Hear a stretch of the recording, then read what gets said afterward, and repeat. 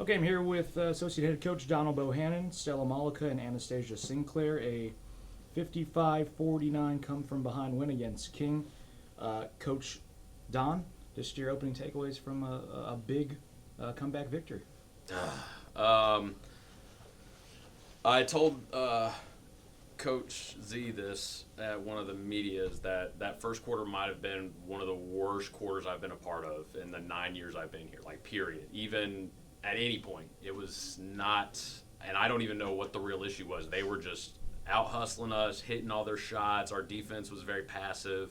That being said, we held them to 26 points in the last 30 minutes of the game. So I think they got over whatever it was and really battled. Like, this was an actual adversity game that they played through and actually dealt with it. Like, we didn't have to kind of really yell at them. They're like, hey, you need to get tough. They kind of did it on their own and just, we yelled at them some, but like not any more than we normally do. So they fought through the adversity and came out on top, which I thought was really good.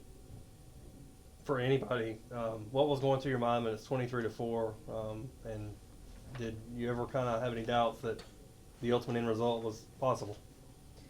I mean, honestly, at first, it was a little punch in the face, but it's nothing like we're not used to. I feel like every day at practice we're challenged, and we're up for that challenge. So as soon as the first quarter ended, we rallied together and pulled it somewhat close before half, and then the second half was ours. So. Yeah. What she said, really coming out for the second quarter, I feel like we had to really shift our mentality and really implement what we went over at practice, went over at scout, so that we could be successful for the rest of the game instead of getting dogged on like we did in the first. Yeah. And how much confidence does this team have in itself to where, as you say, you're down 23-4 and it's kind of no big deal? We knew we had it. Even during those media timeouts, we were always talking to each other, trying to figure out what was going wrong so that we could fix it and then be successful for the rest of the game. Yeah, I feel like we're a very experienced team, so we have leaders, we have people that are willing to step up and pull each other together. And they go against grown men every day in practice. We have practice players that are here. I know they're grown men. Rail's not little. RJ's not little. They go against grown men every day that challenge them, and they honestly most days beat them. There's days they don't, but most days I'm taking our girls against them any day. So I'll be honest, when we hit 23-4 personally, I was like, what the heck? But I kind of just keep plugging along, and good things happen. Yeah. And Coach, what was at halftime after y'all had pulled it to I think 8 at the break there? What was kind of the message at that point? Coach just said, we're not going to get it all back at once. And we didn't.